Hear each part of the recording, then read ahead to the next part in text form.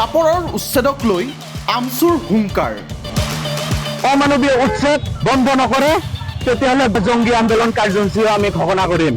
ইয়াতকৈ তীব্ৰ আন্দোলন গঢ়ি তুলিবলৈ বাধ্য হ'ব। আমি আমচুৰ ফালৰ পৰা জংগী আন্দোলন আমি ঘোষণা কৰিম। আমচুক প্ৰত্যুত্তৰ মুখ্যমন্ত্ৰীৰ। জংগী আন্দোলন কৰিলে আমিও জংগী ব্যৱস্থা ল'ম। উচ্ছেদক লৈ ৰাজ্যজুৰি দল সংগঠনৰ তীব্ৰ প্ৰতিবাদ।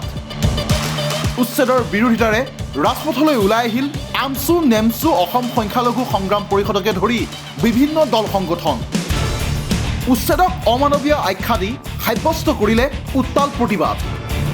ঠায়ে ঠায়ে নিশাই ৰাজপথলৈ ওলাই আহিল আমচুৰ শতাধিক কৰ্মী। ৰাজপথত প্ৰতিবাদ সাব্যস্ত কৰি আমচু নেতাৰ হুংকাৰ। উচ্ছেদ বন্ধ নকৰিলে ৰাজ্যজুৰি গঢ়ি তোলা হ'ব জংগী আন্দোলন। অমানৱীয় উচ্ছেদ বন্ধ নকৰে তেতিয়াহ'লে জংগী আন্দোলন কাৰ্যসূচীও আমি ঘোষণা কৰিম। ইয়াতকৈ তীব্ৰ আন্দোলন গঢ়ি তুলিবলৈ বাধ্য হ'ব। আমি আমচুৰ ফালৰ পৰা জংগী আন্দোলন আমি ঘোষণা কৰিম। আমচু নেতাৰ মন্তব্যত মুখ্যমন্ত্ৰী ডক্টৰ হিমন্ত বিশ্ব শৰ্মাৰ প্ৰতিক্ৰিয়া। উচ্ছেদক অমানৱীয় আখ্যা দিয়া আমচুক উভতি ধৰি মুখ্যমন্ত্ৰীয়ে ক'লে, এভিকশ্যনততো আৰু মানৱীয় বুলি কোনো কথা নাই।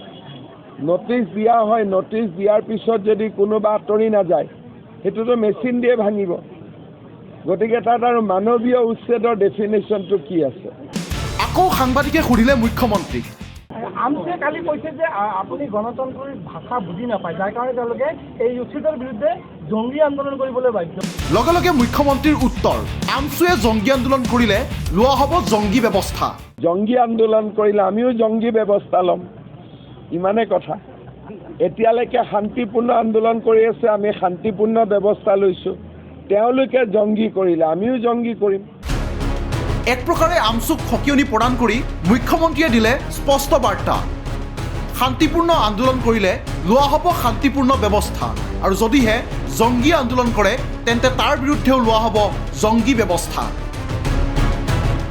চাপৰৰ উচ্ছেদত 90% মানুহে সহযোগিতা কৰাৰ বিপৰীতে 10% লোকে খেলিমেলি কৰাৰ কথাও ক'লে মুখ্যমন্ত্ৰীগৰাকীয়ে। জাননী দিয়াৰ পাছতো আঁতৰি নোযোৱা লোকক মেচিন লগাই কৰা হ'ব উচ্ছেদ। উচ্ছেদত কোনো মানৱীয় সংজ্ঞা নাই বুলিও মন্তব্য মুখ্যমন্ত্ৰী ডক্টৰ হিমন্ত বিশ্ব শৰ্মাৰ।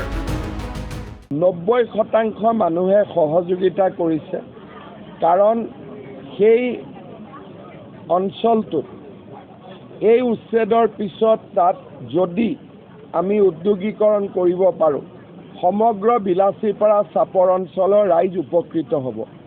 90% ৰাইজে সেইকাৰণে নিজে আঁতৰি গৈছে। 10% ৰাইজৰ মাজত সদায় অলপ থাকেই, কিন্তু মই ভাবোঁ যে ইমান ডাঙৰ কথা নহয়, অলপ চলপ গণ্ডগোল হয়। কিন্তু মোৰ দৃষ্টিত শান্তিপূৰ্ণভাৱে এভিকশ্যন পাৰ হৈ গৈছে, আৰু এইটো খুব ডাঙৰ এভিকশ্যন আছিল, প্ৰায় 4000 বিঘা মাটি। সেইকাৰণে অলপ চলপ গণ্ডগোল হ'ব বুলি আমি আশাও কৰি আছিলোঁ। ইয়াৰ বিপৰীতে চাপৰত উদ্যোগীকৰণৰ জৰিয়তে পূৰ্বে কেতিয়াও নোহোৱা উন্নয়ন আৰু বহু অঞ্চলৰ জনতাৰ উপকাৰ হোৱাৰো যুক্তি দিলে মুখ্যমন্ত্ৰী ডক্টৰ শৰ্মাই। আমি উদ্যোগীকৰণ কৰিব পাৰোঁ, সমগ্ৰ বিলাচীপাৰা চাপৰ অঞ্চলৰ ৰাইজ উপকৃত হ'ব। 90% ৰাইজে সেইকাৰণে নিজে আঁতৰি গৈছে। 10% ৰাইজৰ মাজত সদায় অলপ থাকেই।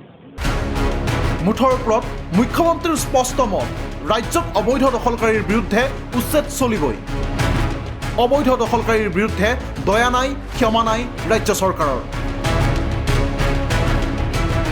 Bureau' report, nation any.